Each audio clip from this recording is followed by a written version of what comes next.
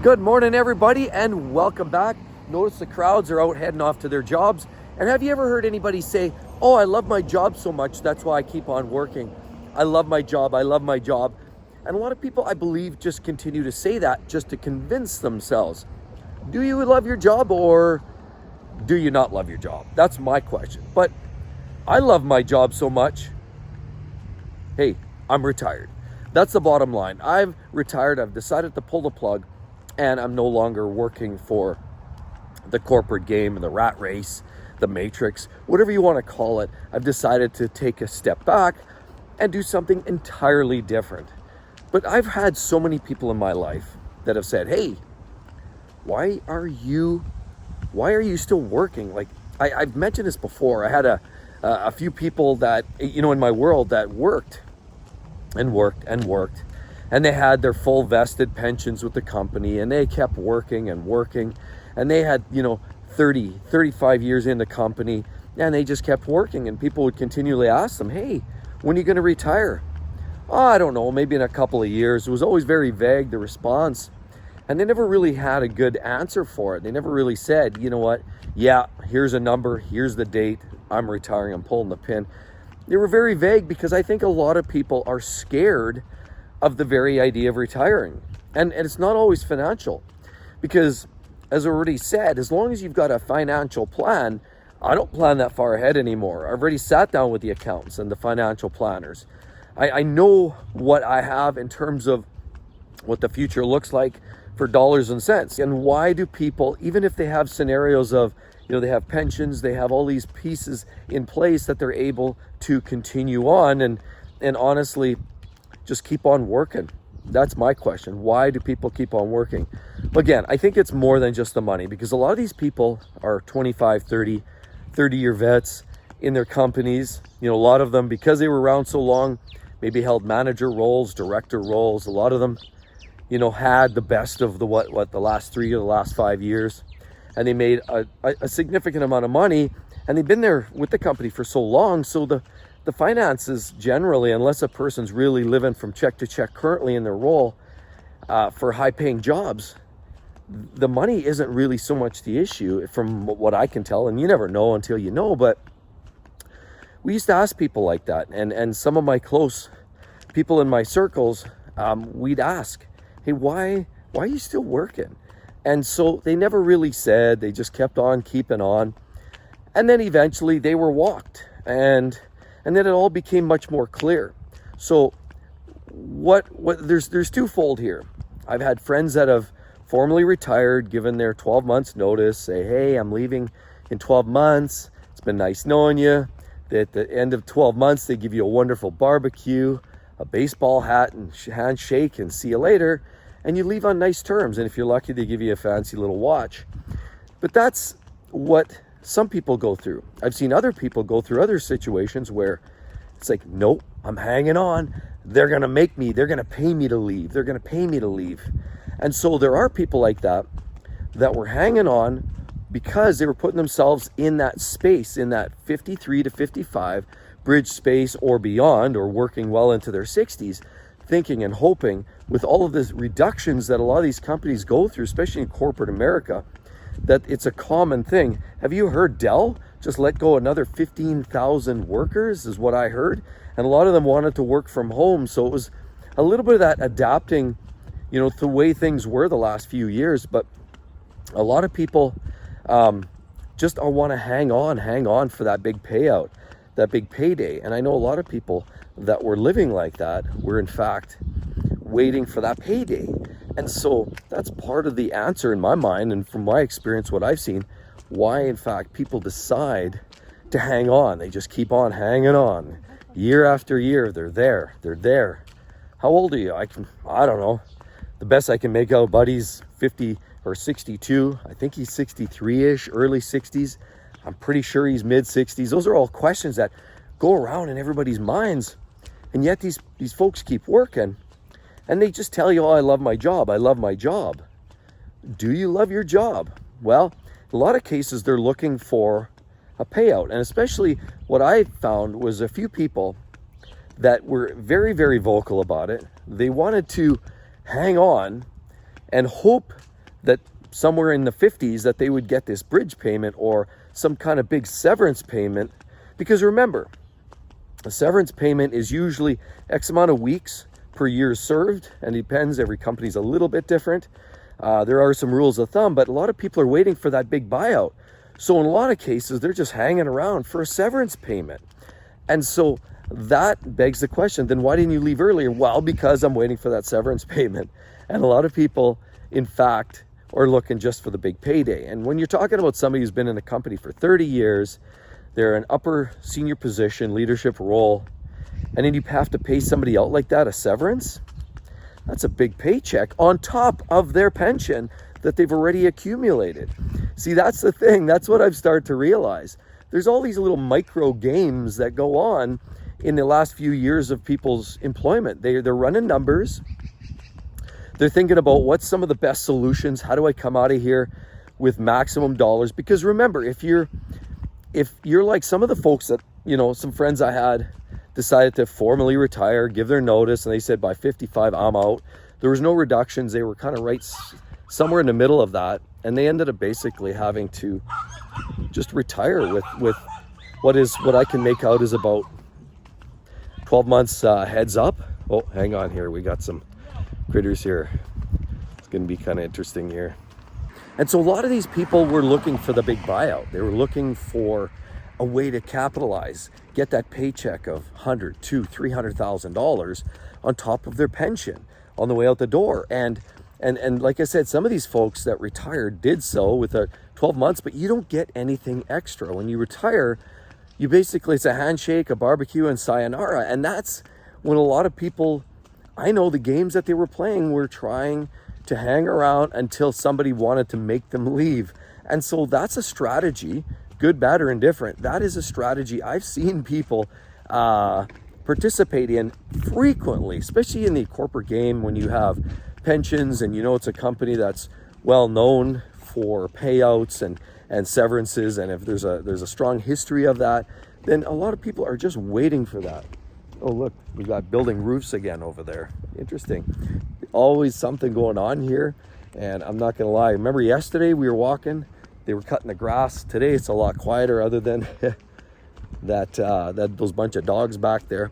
But anyway, other than that, what we have is a situation where people are waiting to be told to leave.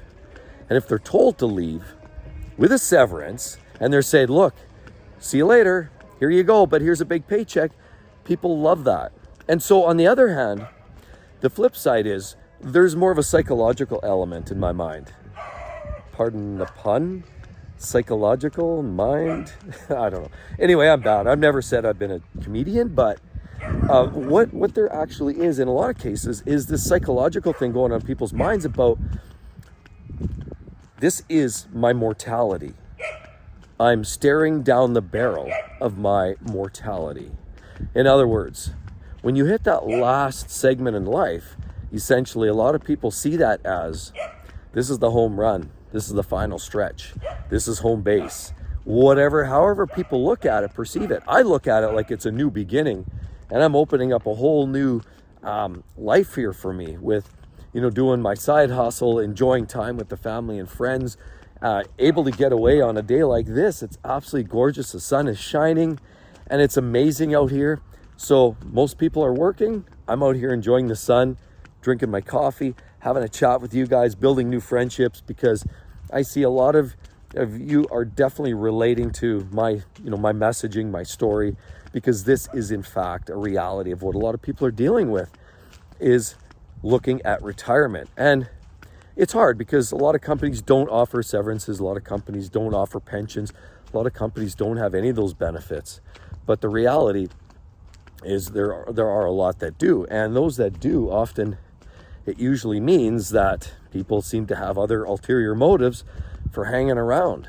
And so, everybody, like I said, got their own reason, but the one reason that I find is the whole mortality conversation, because once you hit that 60, 55, 60, 65, whatever that is, and what for a lot of people, they see that as, okay, that's a final check. that's the last box before exit. And so a lot of people kind of see it like, well, you know what, I think that might mean that I only have, 5 years, 10 years, 15, 20, whatever that is. A lot of people kind of see it that way, that they have a finite amount of time available left. And so what they do instead is keep delaying this and delaying it and delaying it. And they do so thinking that it's almost like bury your head in the sand effect. As long as I'm busy, I'm productive, I'm working, I'm moving mountains, I'm shaking, I'm getting her done, then as long as there's this feeling of productivity and I'm busy, then there's no sitting around thinking, oh, I'm getting old. But you can't defeat Mother Nature. She's a mean one some days. And you know what? That's just what it is. I mean, we can't defy it. We can't deny it. We are getting older, each and every one of you. I mean, even if you're 25 years old, you're going to start going downhill. I think it peaks somewhere in your early 20s is when your body is still, what is it? Anabolic. It's growing, it's developing, it's getting stronger. And then basically, once you're kind of into your late 20s, it's sort of technically all downhill. Now, it doesn't feel like that, and it's not something to focus on, but that's kind of the way the body works, generally speaking. Again, oh, by the way, there's another great question. I was reading this morning a comment about somebody said, well, what are you going to do in winter? Well, that's a really, really good question. I mean, I've got my coffee. I'm going for this nice long walk, sun shining. Oh, it's so nice out here. I mean, take a good look up there. Isn't that nice? Definitely. It's definitely, when the weather's like this, I can't help but get out. I mentioned already my story. And the point is, when the weather's like this, it's a struggle to get me indoors under fake lighting and all of that. So when the weather's nice, the smell of fresh cut grass, sounds of birds in the background, the sun, like it's lovely. But you're right, winter's coming fast and furious. What am I going to do in the wintertime? Well, I'm a hardy Albertan. And so as a Canadian who's grown up and lived through 53 winters, I'm not saying it's getting easier, but we find ways to get out and get through. And I'll probably do a lot more sitting indoors where it's comfortable and warm, and we'll have some great chats. But I'll likely be doing some outdoors, showing you what some of the things I do in the wintertime. I definitely want to share some of those experiences with you, because I know there's a lot of you that don't have snow at all. A lot of you don't even have winter. And so it's hard to fathom, but I'm going to take you through some of that too, because I feel like, hey, what better way to, get the full experience than understand what it's like in a Canadian winter. So I'm going to share all that too, and I'll be out and about. I probably won't be gassing on for a half an hour walking like this freehand with empty hands or exposed hands, because it gets really cold. But likely we're going to continue on doing that.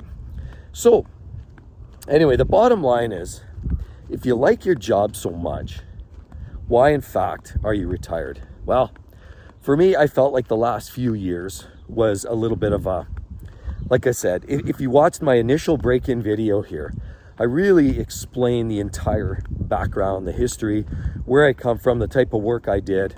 And in generalities, I explained kind of what I was dealing with. And it was not a very healthy work environment. Now, retrospectively, I look back and I'm like, yeah, I am so happy I'm out of there.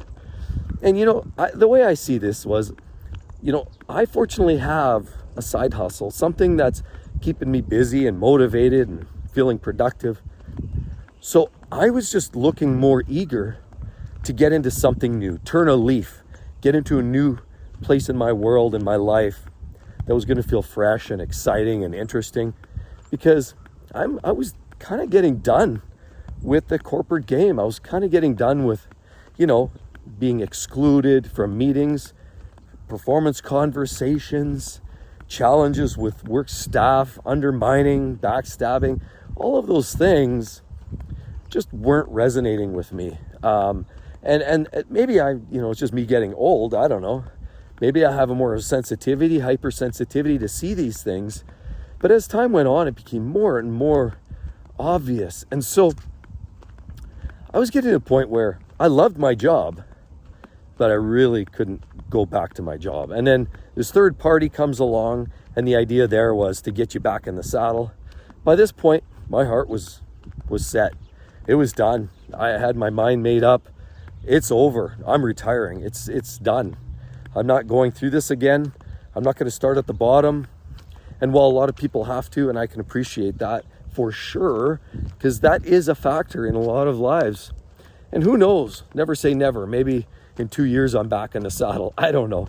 But right now, I'm enjoying life. Like I said, taking it one day at a time. And to the winter question, one day at a time.